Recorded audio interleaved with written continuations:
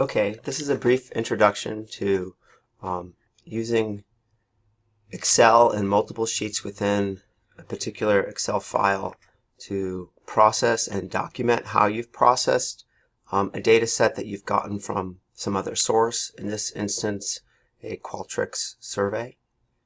So as you can see along the bottom here, there's different titles of sheets. And this first one is going to be the raw data that we're going to leave unmodified. And you can see up here it comes with 3 header rows, a name for the variable, another name for the variable, and then some sort of descriptor. The first many columns are not ones that are important to us. It's not where the data is. But you can see as we scroll over, we have a couple things that we're going to end up needing to change. One is blank cells.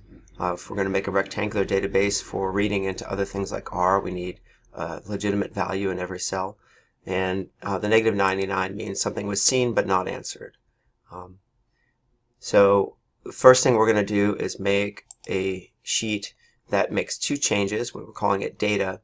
And what it is a series of formulas that are reading the value of the exact same cell from the raw data, here called research class survey. And all that is basically an equal sign and then the cell location. And the way to do that is that you would type in an equal sign like here, and then you would go to this sheet, find the same location. So we need to go back over here. Let's see, where were we? Yeah, so column C. So we'll go to C4 on the research class survey sheet and then hit enter, and then that would fill that in. It has the nice virtue of creating a 0 where there might have been a blank space, and you can see that that fixed all these over here, so that there are no more blank values. The other thing we did is we spent a lot of time improving our codebook and our names of our variables, and we pasted those names in here using paste transposed, and everyone should be familiar with that, so I'm not going to demonstrate that.